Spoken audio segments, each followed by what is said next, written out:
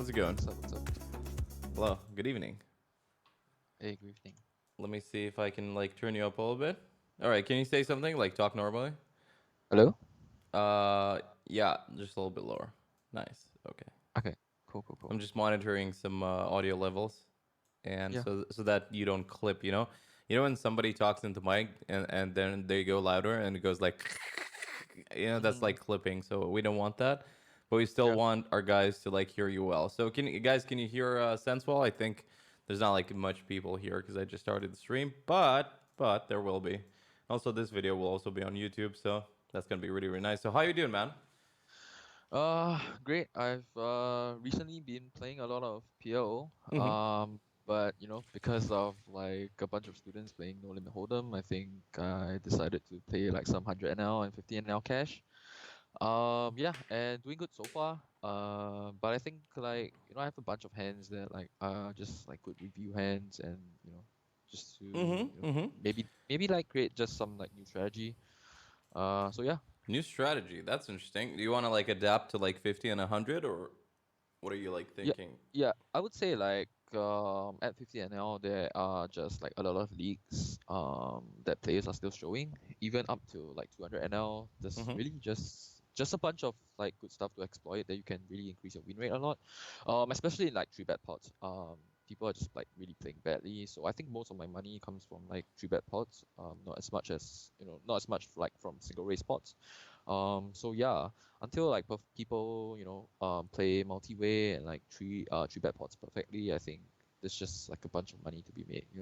So your strategy is generally to just three bet everything in position, right? So versus a raise, you barely call except for big blind, right? And sometimes button.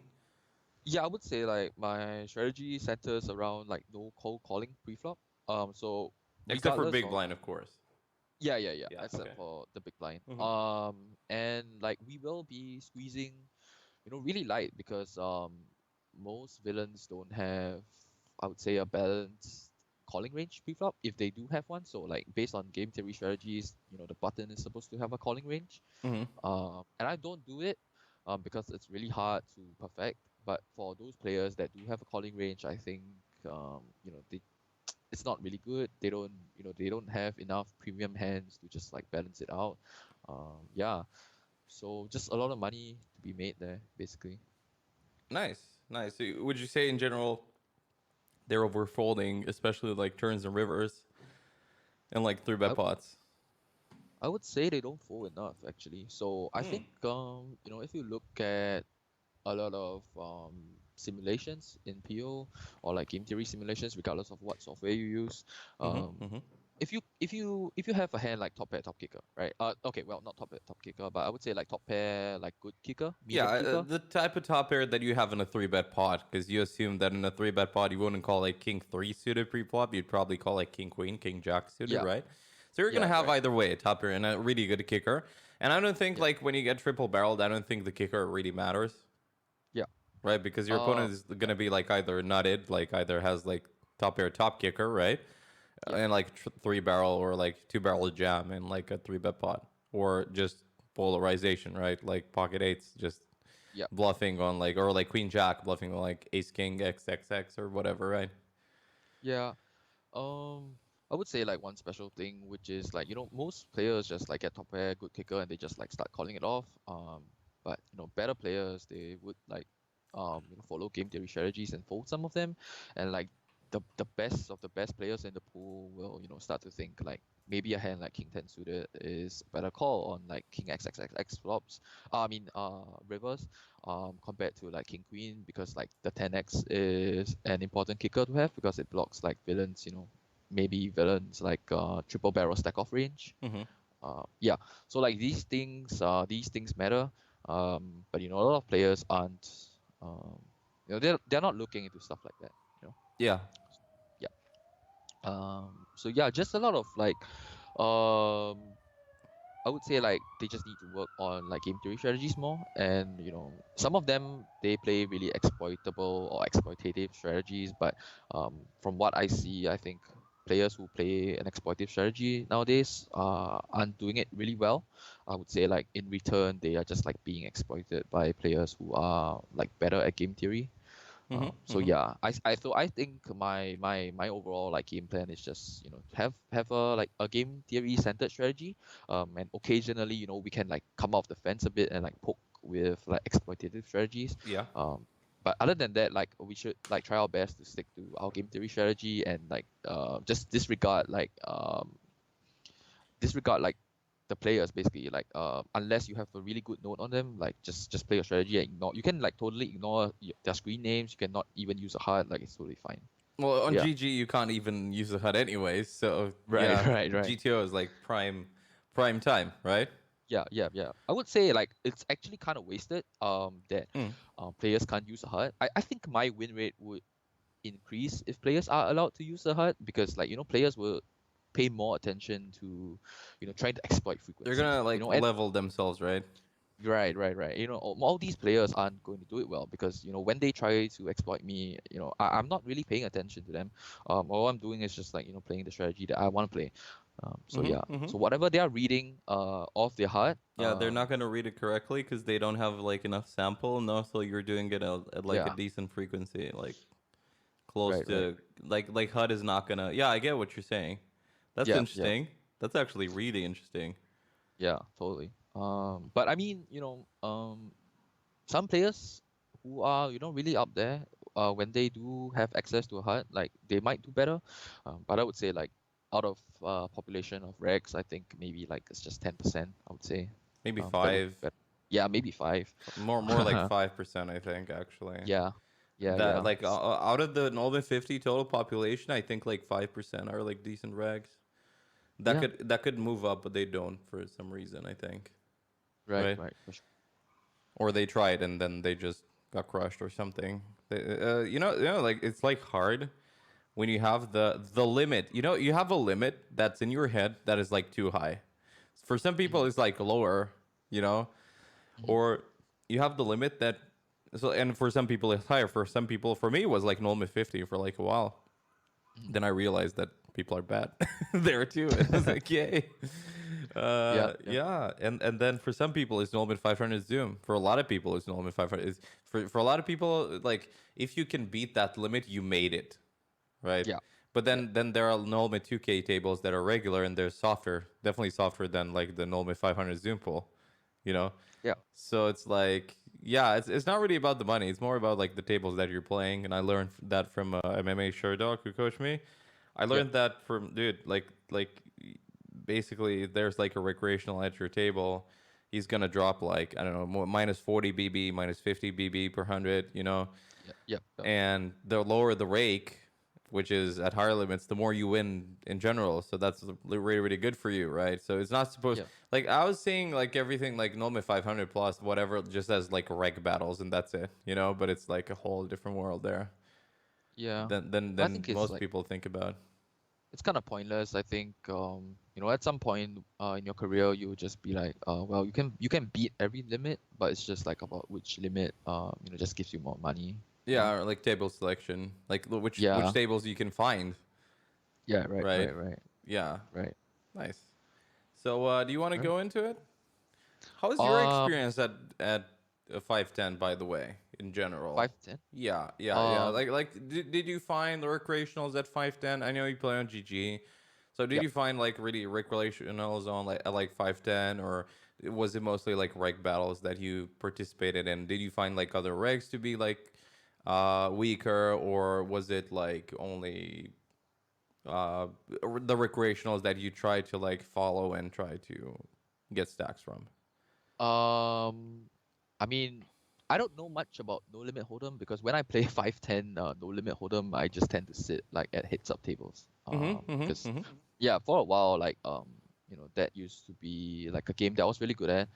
But it comes with a lot of practice, and so that was like before moving to Omaha. But when I was playing 510, I think a lot of fishes were surprisingly open sitting. Oh And not a wow. lot of wrecks were like sitting against them. So I was just like, Mm-hmm. okay, I'll just like sit against them.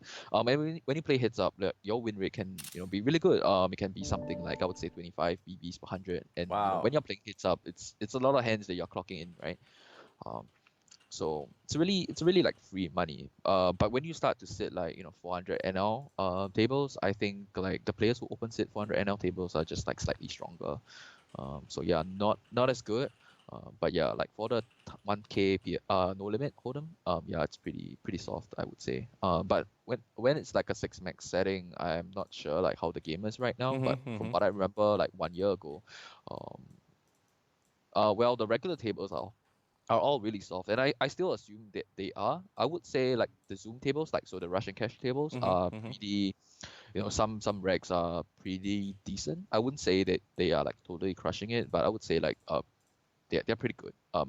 They would like be better than most of like the 1K regs that you see on GG. So yeah, Yeah, yeah, yeah. yeah.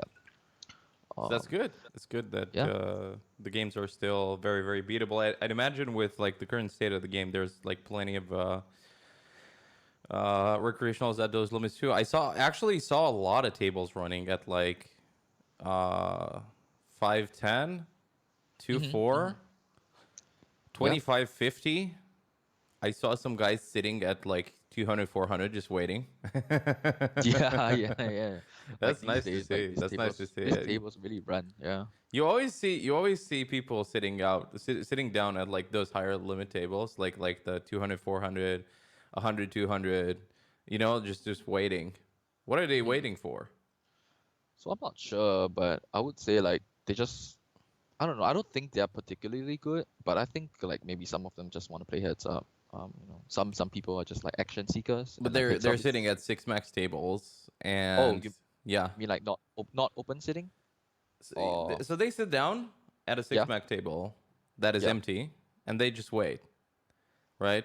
but I yeah think yeah GG was down for like earlier. Yeah, I think it's still down. So I can't. Oh no, I think it's back. I'm gonna try to like I was trying to see if there were like any, but yeah from me talking to other high stakes regs, no, it's still maintenance. Okay. From me talking to other high stakes regs, what I found out was that they're sitting down, and yeah then a recreation, and then other regs won't sit with them. So the people who actually sit down at those limits are like top bosses, right?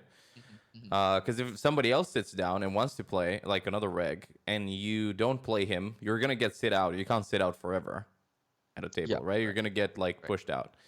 But yeah the idea is that like so those guys who sit down are like the end bosses, and then they're waiting for a recreational to come, and when a recreational comes, they get in a few hands with them, and then the table like immediately fills up with like other like semi weaker regs, because that recreational will lose like 50 blinds, 40 blinds per 100, sometimes more if they're like super loose like whales, and everybody benefits from that, right? right But right the reg who sits down is like top reg, and nobody will play him because they know they're good, and it doesn't make sense. yeah. I think it makes a lot of sense. Like just poker in general, regardless of what side you play, that this happens a lot. Mm-hmm. But yeah, but I normally I would say like currently, for no limit hold'em, I don't think I would just like sit against someone like I don't know anything about, Mm-hmm. because Mm-hmm. there is an off chance that he's just really good, right? Um, and even if you do like manage to beat him, because of rig, you might just both end up as losing players. Yeah, Um, yeah, yeah, yeah. yeah. So there is really like no need. So unless I play with him in a 6 max setting and I have reads on him and stuff, then I might consider sitting against him heads up depending on like how good he is. Mm-hmm. Um, so yeah, but because of like how the PLO action is on GG, I don't think like I ever need to just like, oh, okay, I'll open sit someone heads up, because heads up like requires a lot of attention. Yeah. So I rather just like play my 10 12 tables of like PLO, or like just normal hold'em Mm-hmm. compared to Mm-hmm. like Mm-hmm. just open sitting like some high stakes reg. So yeah. Oh yeah, yeah. Of course, of course. I know. It was Yep, just yep, yep. all right. So do you want to go into Pio? I know you prepared like a few hands for us today. Yeah, Classes in so session. should I like share my screen? Yes. Okay. Um, Qu'est-ce que alright. vous avez préparé pour aujourd'hui? That means, did you go for like French in school? No, It no. means what do we have? It's a very very common line, and the teacher asked like, "What do we prepare for today?" Uh, All right. Wait, you learn French over there? Oh yeah, oh yeah. French English in Oh, wow. schools. So, Okay. before it was English Russian. Now it's like before it was Russian French. Now it's English French. Cool, cool, cool. So let me All see right, if I so I've can. I've got like a bunch of Nice. just like some random like no limit cash and rush hands. Mhm. Mhm. I think occasionally as like a coach or like just as a player, you just like you just really want to see like how the stakes are doing, right? Yeah.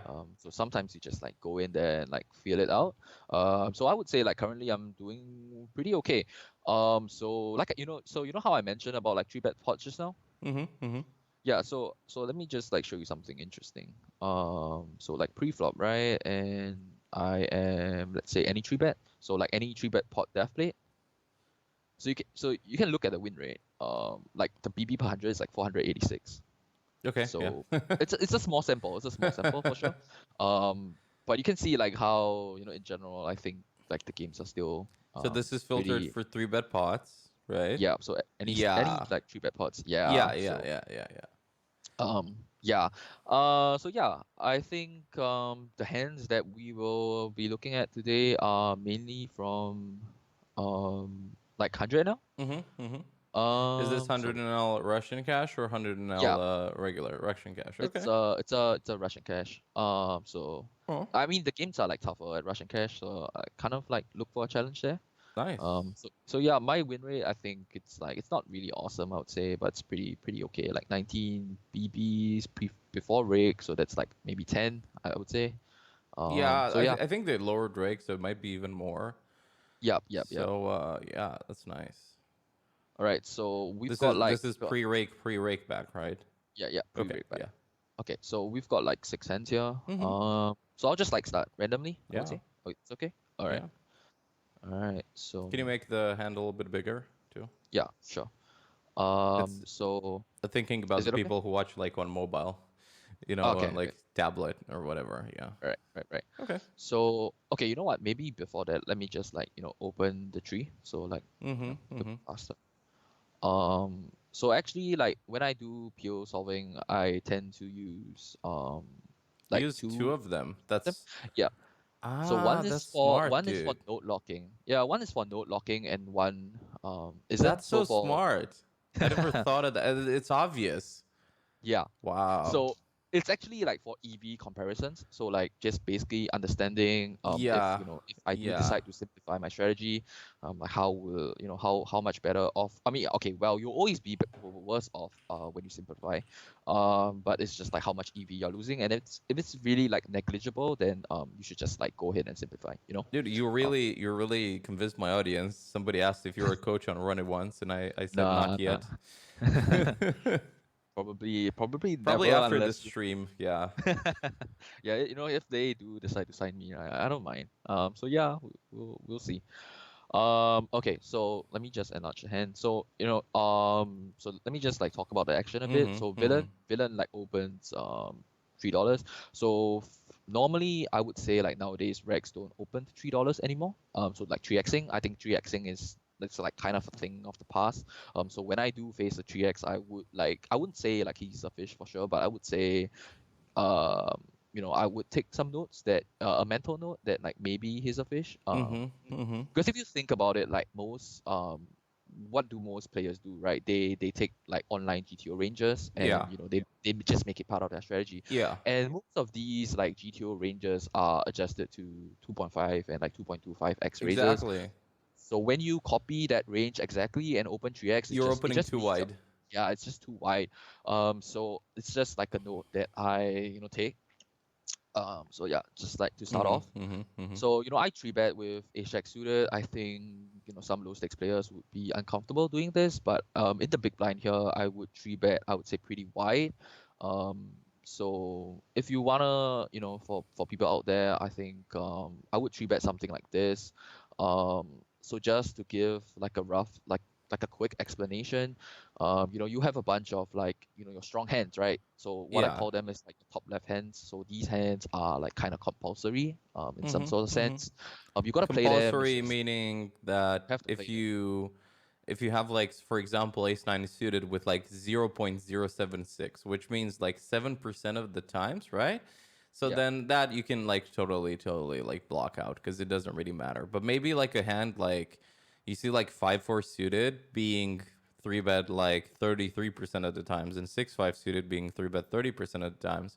And all the other suited connectors, you can see them like 0.186, 0.2. You can just it's like one strategy that I know of, and some people really do apply it, is they 3 bet pure, so 100% 6-5 suited and 5-4 suited, and then don't 3 bet at all the other ones. They just call them. Would you agree with that?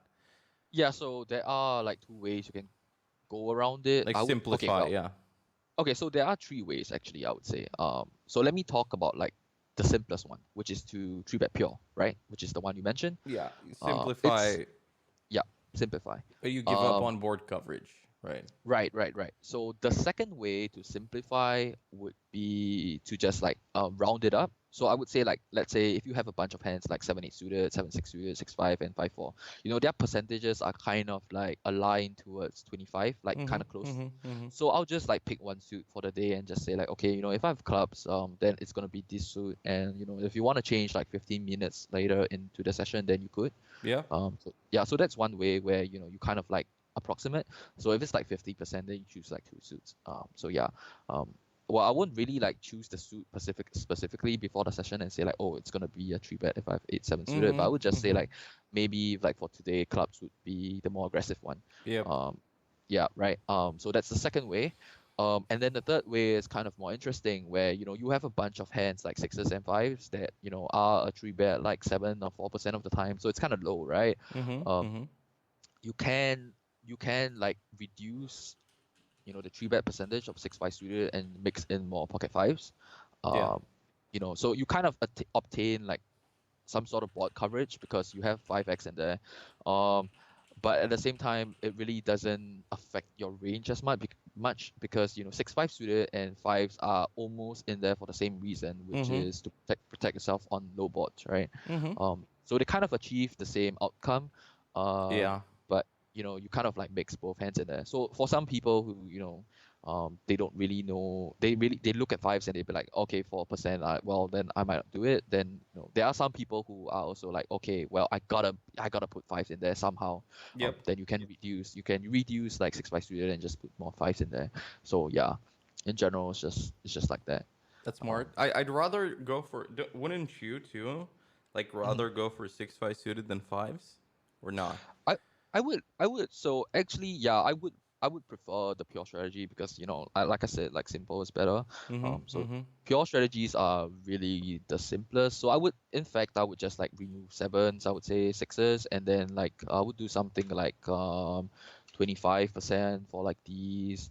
And then for like the really low ones like these, I'll just like remove them. So And I'll you end up just with like use a randomizer, right? Or just use right, the right, suit, right. or just use the suit. Yeah. Yeah. Just use the suit. You can do something like club, spades, hearts. Then so once you do an aggressive action with hearts, then it has to be like a different suit like 10 minutes later or something. So Hmm. you can do that. It's perfectly fine. Yeah, and then you still remove a bunch of stuff like king nine suited and like maybe jack nine suited and like queen nine suited. So your three betting range would look something like this. Yeah. But I would say like for a normal would say like even for stronger regs, nobody's like three betting a range like this. This is something very hard for normal players to do. Yeah, Um, and it's yeah, for a limit, I think, where the edges are really close, right? yeah, Because you need that extra edge when you're playing like 5-10, for example, right? Or like versus a yeah, tough reg that opens or something like that. But versus these regs, you can just like go like pure or just go like with the suit, right? And yeah, and it's yeah. fine. You don't need to go for like so like some regs actually do. I've seen it like when they roll like a 1 or 2, they three Hmm. bet like everything that's like suited in that spot, like 1% of like everything. You know what I Hmm. mean? Like Yeah, just yeah. like not seven deuce suited, but like a 9-5 suited, like a 9-6 suited, right? You roll a 1, you go for that too, just because of like board coverage and hands that you should never have in that spot, Yeah. right? So yeah. So I would say like because of because how this range is like created, because it's supposed to face a 2.5x raise, right? Mm-hmm. Um, and then because we are facing like a 3x raise now, hence like a6 suited and a7 suited, these were, I would say they were better calls against 2.5x, Mm-hmm. but Mm-hmm. against a 3x they start to become like better 3 bets compared to calls. Because we Yeah. rather just be the aggressor with like a7 suited than just like call and then with a bunch of full time. Yes. Yes, Yeah, because your but pot odds are yeah, like lower. Yeah. yeah, right. So that is like an adjustment to make, I Yeah. would say, They but they it's not they, like a they big deal. opening higher, right? Yeah, yeah, Is you three betting more. yeah, right. Yeah. So a hand like ace jack suited, which I had in the hand, it's like a 3 bet, like 50, I would say, percent of the time. Mm-hmm. Mm-hmm. So I would say like the pre-flop 3 bet is like perfectly standard, right? Yeah. So yeah. So we get a call, and it's a good flop. It's a king high flop. So here's the interesting thing that I wanted to find out on PO, which is, how often should I be um, betting? And, if I Mm-hmm. could Mm-hmm. just simplify my strategy to just like checking all the time or like just betting all the time. So originally, my guess was that, because the board was like kind of connected, um, and villain isn't going to fold like Can I much say pocket pairs. something? Yeah, In a yeah. three bet pot, Mhm. when you're the three better on a king high board, my research Yep. has told me that you're always like going like 1/3 full range, almost always, Right, because you right. always have nut advantage and range advantage. So like just full range one Yep. third is like standard three bet pot on king high boards. By the way, almost Yep. all of them. Like a yeah.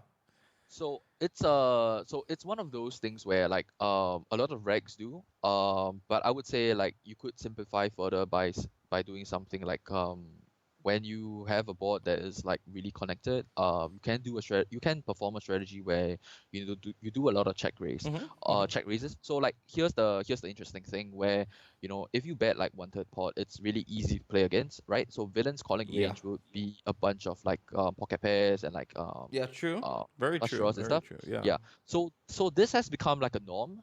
And I'm always like trying to find a strategy where it's like harder to play against. And if I have a strategy that, I do a lot of check raising and a lot of like just check calling, it might be harder for villain to play against. So this was one of the interesting hands that, I've been thinking about researching on. So yeah, and so like moving on to the Pio Mm-hmm, simulation, mm-hmm. so I decided to have two sizes. One Yeah. is to bet half pot, and one is to bet 1/3 pot, right? And you can see like you should always be betting. So Mm-hmm, that's the mm-hmm, first thing, mm-hmm. right? You Yeah, should that's always be that, on betting. like king high boards. That's been my experience too with Pio. It's Yep, is yep, always betting and GTO plus because I solved these. I solved like 163 flops and like three bet pot, similar right. positions like GTO plus. King high boards were like the best by far in Yeah. like EV.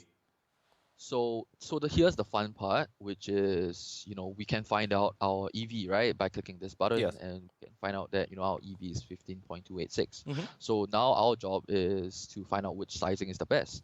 So if, so here I know the EV when I have two Yeah. strategies, and then now, all I need to do is like on the right side, I can do like a node lock, right? Mm-hmm. Mm-hmm. So let's like find out the half pot one. So when I press none for this, like PO will just arrange most of my range to like betting Yep. half pot, right? Yep. So I set strategy and close, and then I find my EV to be 15.227, which is lower than Does it calculate the EV when you node lock like always instantly?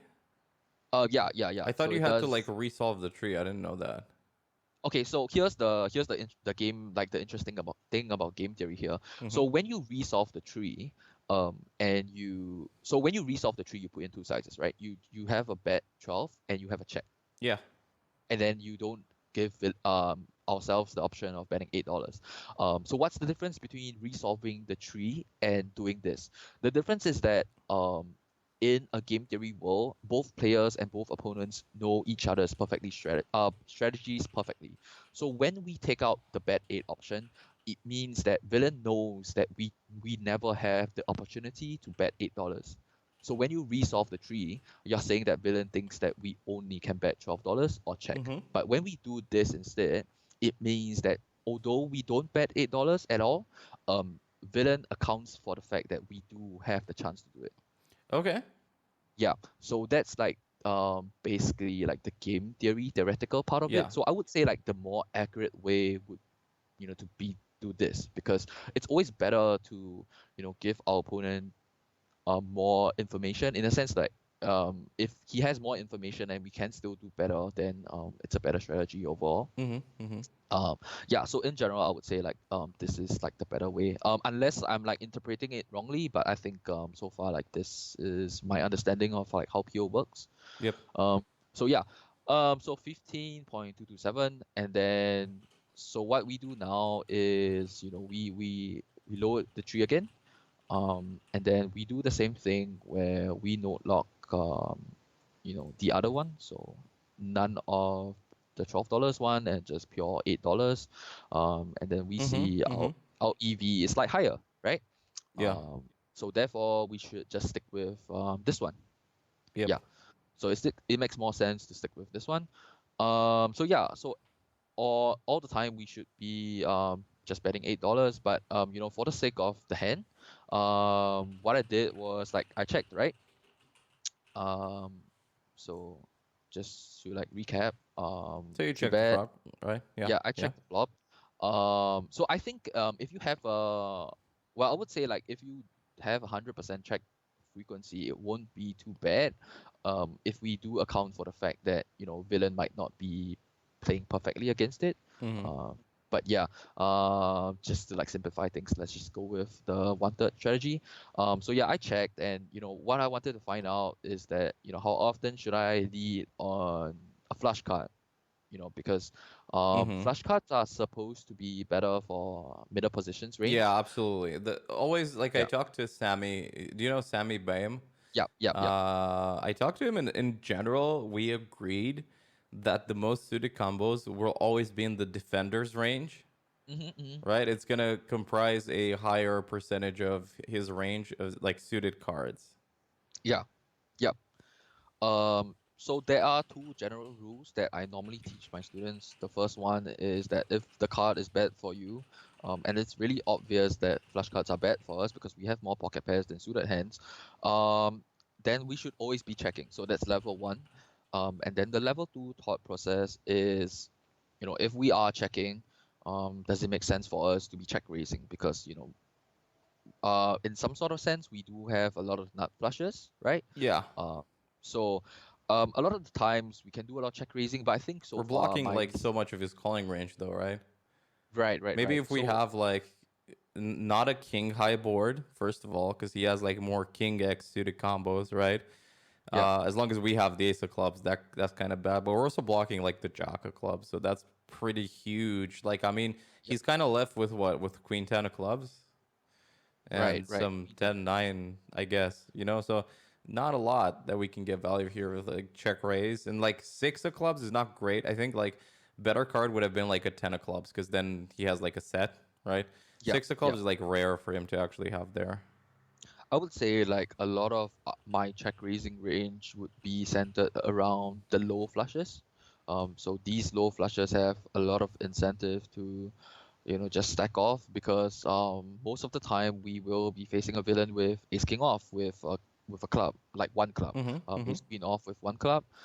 So these hands are hands where I would say it's compulsory for a villain to continue at some frequencies. And if we have a hand like 8-9 of clubs, right, when we check raise after he bets, then we really put villain into a really tough spot. Absolutely. And then with a hand like ace jack of clubs, I would say like check calling is better, because villain can perceive a hand like king queen to be best, and we still can get like a bet on the turn from him, and like a bet on the river for him, and then we can easily just get more money from ace jack suited, right?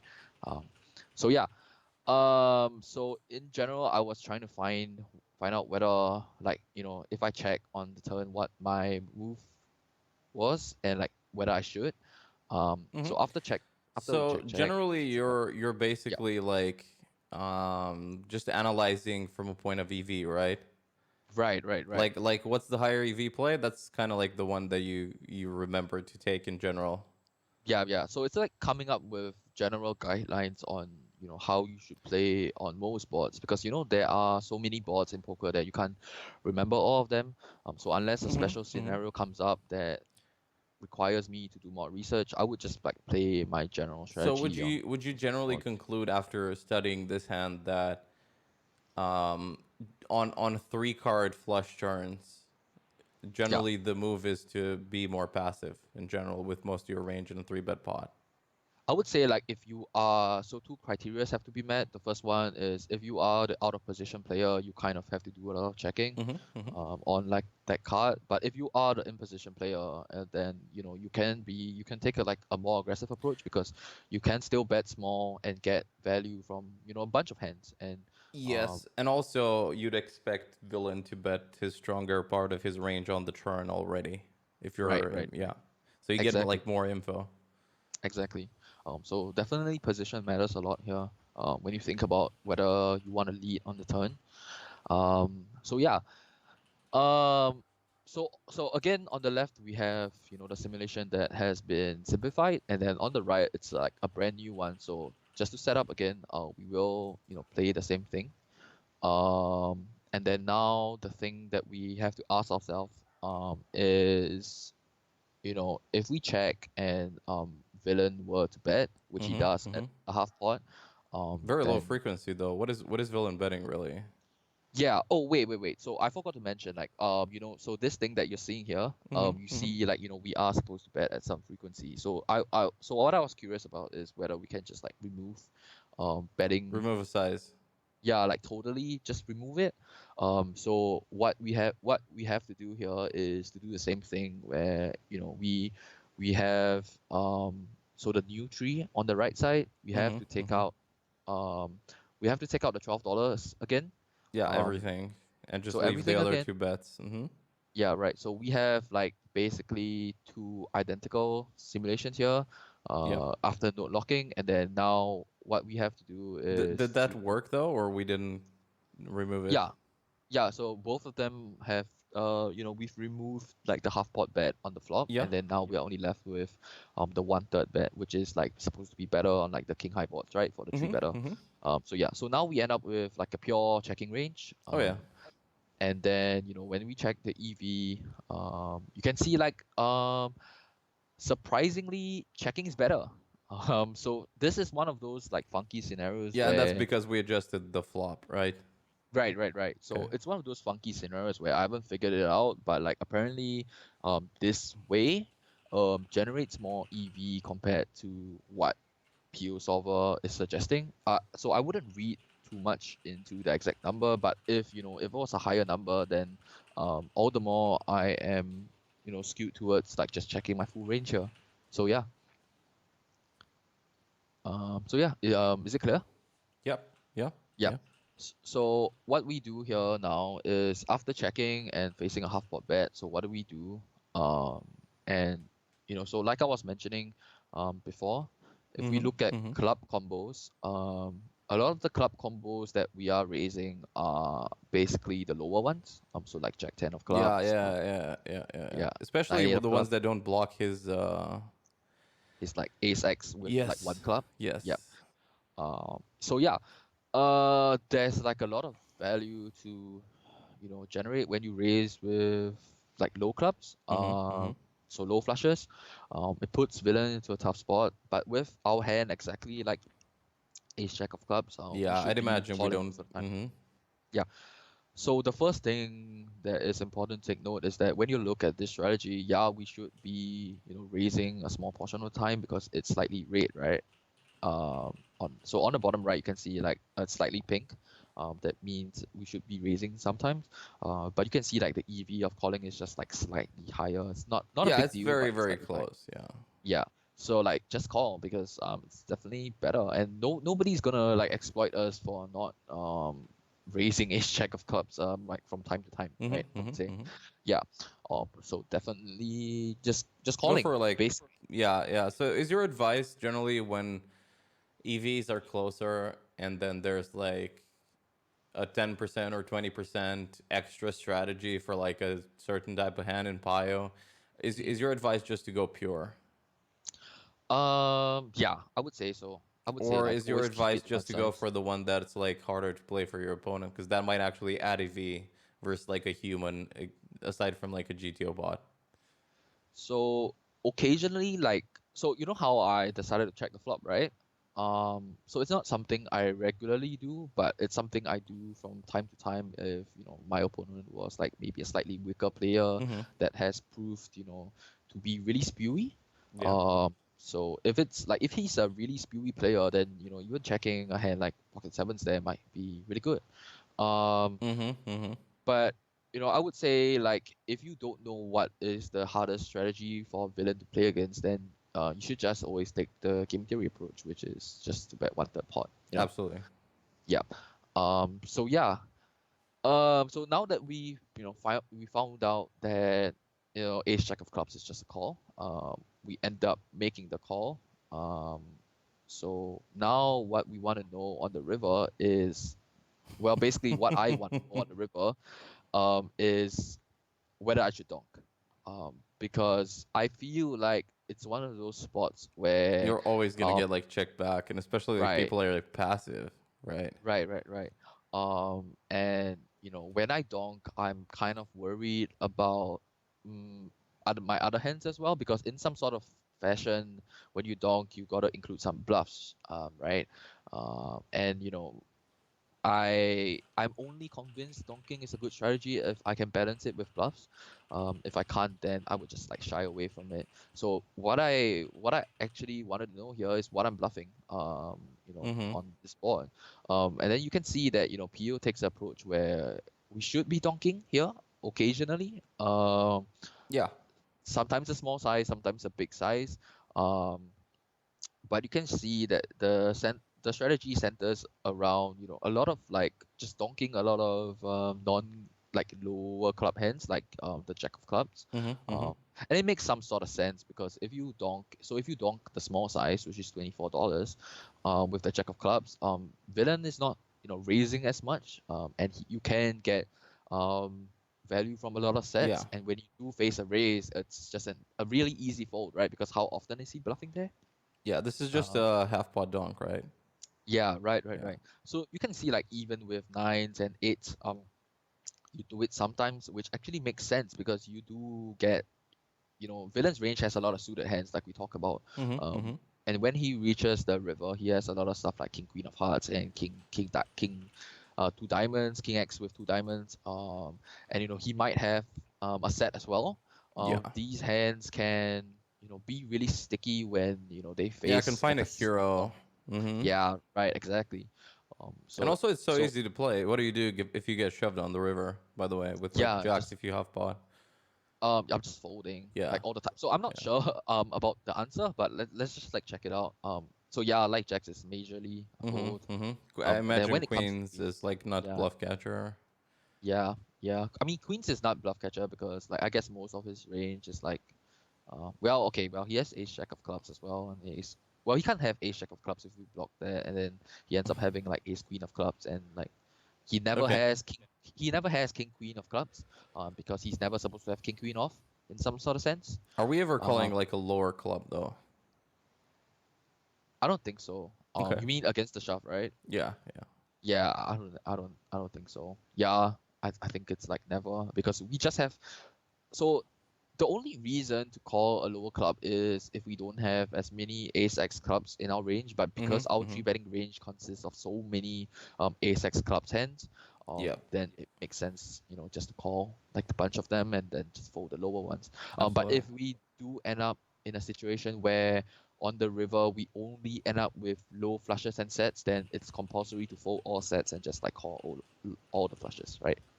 Yep. So yeah, so like just based on game theory alone, we should always be calling the top of our range, and Mm-hmm. if the low flushes are the top of our range, then we should just like go ahead and call them.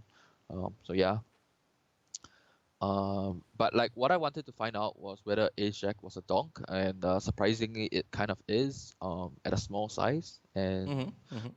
yeah, so I think this is something interesting that I would include in my strategy from time to time nowadays. Because as a like PLO player, a lot I think donking is a popular thing, but not as much in no limit hold'em, and your win rates can be really good. If you just like add some donks in there from time to time. So yeah, I think that's about it for this hand. You know, Mm-hmm. Mm-hmm. So yeah. what do you get like after studying everything in Pio? Like what are you left with? Like in general terms. You mean like what I should do now as So like a poker player? yes, yes.